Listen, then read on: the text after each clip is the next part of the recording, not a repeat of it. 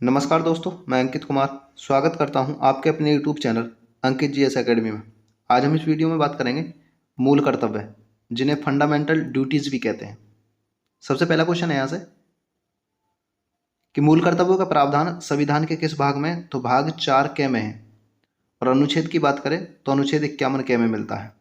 मैंने बताया था कि जैसे नागरिकों को मूल अधिकार मिले हुए होते हैं, वैसे ही नागरिकों के भी कुछ कर्तव्य होते हैं, जिन्हें मूल कर्तव्य कहते हैं। और एक और बात है कि जिस भाग या अनुच्छेद के पीछे कोई खंड लगा मिलता है, इसका मतलब यह है कि वो मूल संविधान में शामिल नहीं था, उसे बाद में जोड़ा गया। और एक क्वेश्चन यहाँ से बनता भी है कि भारत के जो मूल संविधान है उसमें मूल कर्तव्य नहीं थे। यह क्वेश्चन ऐसे बनेगा कि मूल संविधान में मूल कर्तव्यों की संख्या कितनी थी? तो 0 थी, क्योंकि मूल कर्तव्य मूल संविधान में नहीं थे। कब जोड़ा गया? तो 42वें संविधान संशोधन द्वारा 1976 में सरदार स्वर्ण सिंह समिति की सिफारिश पर मूल कर्तव्यों को जोड़ा गया। क्वेश्चन दोनों अच्छे हैं। किस संशोधन द्वारा जोड़ा गया? तो 42वें संविधान संशोधन 1976 में। और किस समिति की सिफारिश पर? तो सरदार स्वर्ण सिंह समिति की सिफारिश पर जोड़ा गया था। और इस समिति ने 8 मूल कर्तव्यों को जोड़ने की सिफारिश की थी। क्वेश्चन ये भी ठीक है। दूसरा क्वेश्चन बनता है कि मूल कर्तव्यों को लिया कहाँ से गया? तो मूल कर्तव्यों को रूस के संविधान से लिया गया। भारत के संविधान में मूल कर्तव्यों को रूस के संविधान से दिया गया। और प्रारंभ में मूल कर्तव्यों की संख्या कितनी थी? तो 10 थी। और वर्तमान में कितने मूल कर्तव्य हैं? तो 11 मूल कर्तव्य हैं। अब 10 से 11 हुए हैं, तो 11वां मूल कर्तव्य कौन सा है? वो 11वां मूल कर्तव्य है शिक्षा से संबंधित है, जिसे 86वें संविधान संशोधन द्वारा 2002 में जोड़ा गया। मैंने बताया था कि शिक्षा से संबंधित संविधान में यदि कोई भी संशोधन किया है तो वो संशोधन कौन सा है? तो 86वां संविधान संशोधन है, जो 2002 में किया गया। इसी के तहत 11वें मूल कर्तव्य को जोड़ा गया है। अब ये हमें 11 मूल कर्तव्य देखने हैं, कौन कौन से हैं। पहला मूल कर्तव्य है, इसमें लिखा है संविधान का पालन करें और उसके आदर्श राष्ट्रीय ध्वज और राष्ट्रीय गान का क्या करें? आदर करें। इसका मतलब ये है जो संविधान है उसका पालन करें और संविधान से जुड़े हुए जो भी आदर्श हैं उनका पालन करें, आदर करें, और जो राष्ट्रीय ध्वज राष्ट्रीय गान है इनका क्या करें? सम्मान करें। ये पहला मूल कर्तव्य है। एक बेसिक सी बात है इनके बारे में कि मूल कर्तव्यों में जो सारी बातें हैं वो सभी पॉजिटिव बातें हैं, कोई भी नेगेटिव बात इसमें नहीं मिलेगी। दूसरा मूल कर्तव्य है स्वतंत्रता के लिए हमारे राष्ट्रीय आंदोलन को प्रेरित करने वाले उच्च आदर्शों को हृदय में संजोए रखें और उनका पालन करें। इसका मतलब ये है कि जिन व्यक्तियों ने स्वतंत्रता के लिए आंदोलन चलाए हैं उनके आदर्शों को हृदय में क्या करें? संजो कर रखें और उनका पालन करें।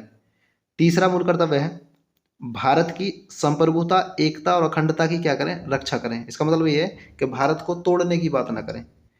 चौथा है देश की रक्षा करें और आह्वान किए जाने पर राष्ट्र की सेवा करें।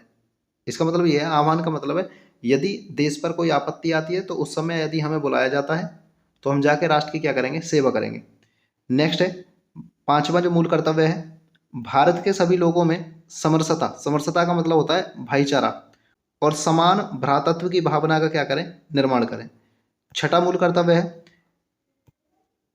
हमारी संस्कृति की गौरवशाली परंपरा का महत्व समझें और उसका परिरक्षण करें। इसका मतलब यह है जो भी भारत की संस्कृति रही है और उसकी जो गौरवशाली परंपरा है उसका महत्व समझें और उसको बनाए रखने का काम करें या बचाने का काम करें।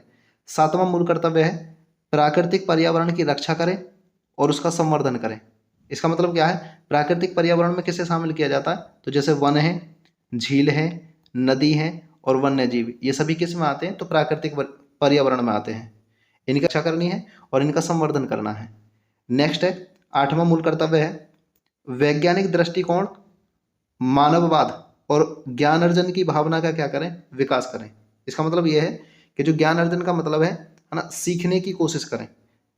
नेक्स्ट है नौवां जो मूल कर्तव्य है सार्वजनिक संपत्ति को सुरक्षित रखें और हिंसा से दूर रहें। इसका मतलब यह है कि जो सरकारी संपत्ति है या जो सार्वजनिक संपत्ति है उसको सुरक्षित रखें। जैसे कभी आंदोलन वगैरह करते हैं तो उसमें जो आगजनी होती है, नुकसान पहुंचता है, उसकी बातें इसमें की गई है। और हिंसा से क्या रहें? दूर रहें।